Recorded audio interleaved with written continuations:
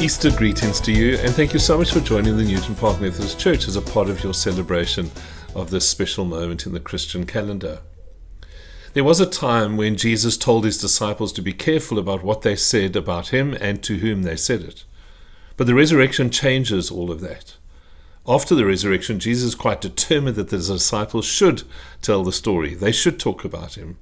Each gospel has their unique way of expressing it, but the bottom line at the end of all of the gospels is that it remains the same. They all are an instruction to the followers of Jesus to go and tell the story. Many people are fond of Mark's gospel generally for its conciseness. It has this feeling of being factual and less flowery than, say, the Gospel of John. It's like an unbiased news report. And so it interested me that these last two verses of Mark's gospel have these words, the angels talking to the woman. It says, "Go tell his disciples and Peter that he's going ahead of you to Galilee. There you will see him just as he told you." So they went out and fled from the tomb, for terror and amazement had seized them, and they said nothing to anyone, for they were afraid. It's that little bit of oppositeness, if you like. The women are told to go and tell the news. It's the single instruction they receive, but then we're told that they said nothing to anyone. We get it. Their first response is fear. Dead people don't usually come to life. And I think more than that, the people who killed Jesus have proven their brutality and proven their cruelty. The women have no intention of deliberately provoking them with the news that the man they've just killed is now back larger, literally larger than life. However, the fact remains that there is a Christian community today simply because at some point Mary and those women must have told the others the story. It's the pure logic of it. Because without their story, it would have been assumed that Jesus had remained dead and buried. It is the telling of the story which completes the resurrection. It's the telling of the story that makes them look for the resurrected Jesus at all. The telling of the story completes the resurrection. But we want to, for a moment, understand the uncertainty of these women. Because when it comes to speaking about Jesus, it is a little, I suppose, like us. Many of us are amazed at what God has done for us, and yet we also at some level are terrified, maybe not of the Romans, but we might be terrified at the prospect of sharing the news. I think it's true of all believers when it comes to telling the story. We are both amazed and terrified. At the beginning of this year, I said to our church community that I want us to both go deeper and to return to the basics of our faith. I want us to stretch ourselves in all kinds of ways in our thinking and in our practice. But I also recognize that we need to remind ourselves of the essentials, the heart of our faith. And I want to say, as you read the resurrection stories, as you read the Easter story, it comes home loud and clear that the essence, not just one of the peripheral important things, the essence of the Christian faith is in the sharing of the good news. I want us to understand the essence, the heart of what we believe is wound up in the sharing of the good news. The sharing of the good news is literally Jesus' first instruction to his people after the resurrection. It is the resurrection command. And it is not only the first command, it is the first action taken by this brand new resurrection community. We think of the church as beginning on Resurrection Day, and so the very first thing the Christian church does through these women is they go and tell the story. I've argued this before, but Jesus could have appeared in any way he chose, to whomever he chose after the resurrection. The way Jesus appears, the way the story happens, is quite deliberate. If Jesus had wanted to, he could have appeared to the disciples himself when he wanted at that moment. He could have stood on top of the temple and shouted to the whole of Jerusalem. He could have gone to the balcony where Pilate addressed the crowd before the crucifixion. But he does none of those things. The first action of the resurrected Jesus is to send his people off to tell a story. And so there's no version of the Christian faith in which you and I are not sent to tell the story. It's too woven into the heart of who we are. This is how we are to live. We are to live as witnesses to the goodness of God. That's what it means to be a follower of Jesus. And I suppose at some level, all of us would say at this moment, well, help us. We accept that, but help us. Over the centuries, evangelism has been fraught with judgmental and intrusive and aggressive and arrogant and self-righteous Bible punchers who do nothing but give Jesus and his people a terrible name. They're really, in the name of evangelism, some terrible stuff has happened in the life of the church. And yet, interestingly, evangelism in the early church seemed to have none of those behaviors, none of those abuses, or they certainly aren't recorded, the things that we have been witness to in our lifetimes. In the early church, we are told these things, that there were preachers who proclaimed the news of Jesus boldly and unapologetically, often in public places. There were others who entered into constructive debates to defend what they believed to be true about Jesus. We know well about the missionaries who traveled to far-off regions to witness to the life and the teachings of Jesus. And of course, we also know that there were martyrs who died because they were unwilling to denounce their belief in Jesus. The instruction to tell found its way deeply into the root of the Christian community. And so people, in different ways, if you know what I mean, scattered across the known world to go and tell the story of Jesus. But I think, as admirable as most of those things are, more than anything, evangelism in the early church seemed to revolve around the way people lived together. We have some of those unique individuals who traveled and went to other places. And maybe not just so individuals, there might have been a whole bunch of them. But on the whole, the constant witness of the church seemed to be in how people lived together. The Christian community had this way, it seems, of being together that made other people marvel at their love for one another and their kindness in the world in which they lived. They were kind to the society, kind to the people who didn't belong to the community. And it is recorded in the book of Acts that this community of faith enjoyed the favor of all the people, which is another way of saying they had a fantastic reputation in town. Quite recently, and I concede it is American research, but quite recently research was commissioned to find out what people outside of the church thought of those of us within the church. And the results, although not entirely surprising, remain for me startling. There is still, and perhaps increasingly so, a high perception of the Christian community being a judgmental, out of touch, and hypocritical group of people. And I know people want to say that that's unfair, but that's the perception that the research tells us people have outside of the church. One of the researchers commented, it would be hard to overestimate how firmly people reject and feel rejected by Christians. Hard to overestimate how firmly people reject and feel rejected by Christians. And yet, by contrast, Tertullian, the church father who lived about 150 years after Jesus, when he was describing the early Christian community, now 150 years beyond the life of Jesus, says, "Our care for the derelict and our active love have become our distinctive sign before the enemy. See," they say, "how they love one another and how ready they are to die for each other."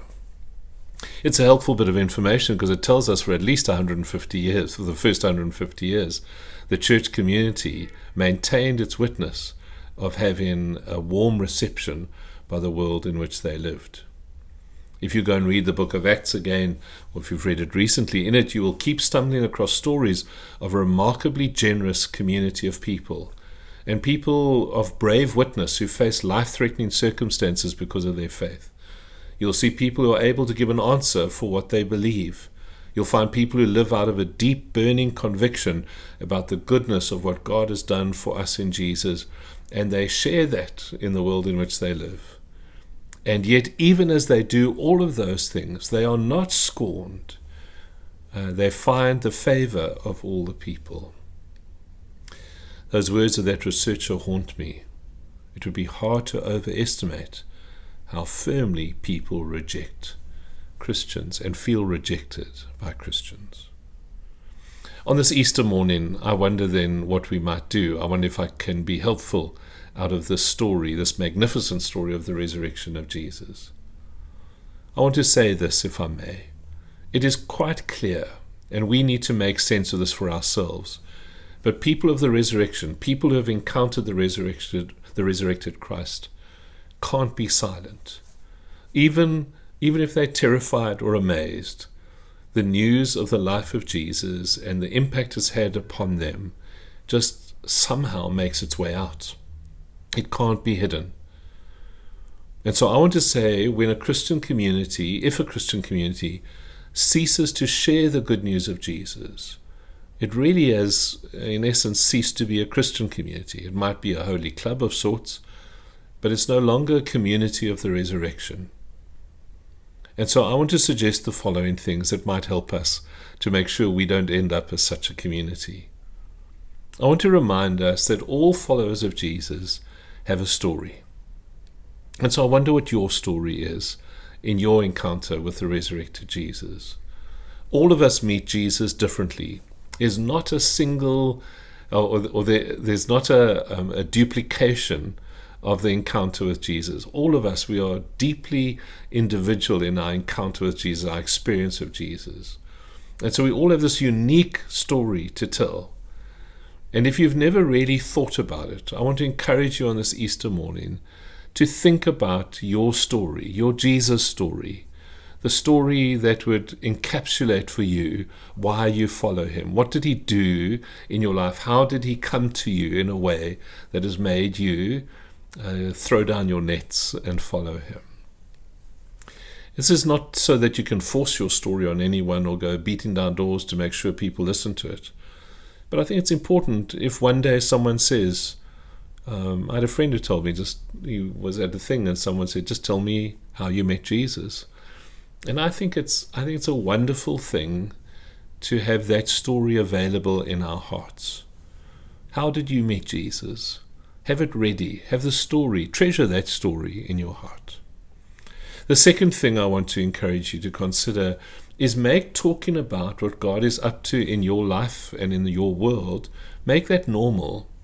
But not just normal, I want to encourage, because this is an important part of it, make it reasonable. I think a big part of what makes the Christian community so foreign and so disliked even to many people outside of the church is that I think when we talk about Jesus, sometimes we can sound absurd or quite kooky. But there is a way to talk about God which is in fact sensible and reasonable. We don't have to sound like we're off the wall. It's possible to talk about Jesus in a very good and constructive way. In fact, I was thinking about the New Testament and thinking, I cannot think of a single instance where there's outlandish talk about God. Certainly there's remarkable talk about God, but not outlandish. The New Testament is filled with very reasonable talk about God and about the impact of Jesus on people's lives. Extraordinary indeed, but reasonable. And so I think if we speak of our experience of God with humility, there's some people who want to sound like they're the person with the hotline or the hot connection.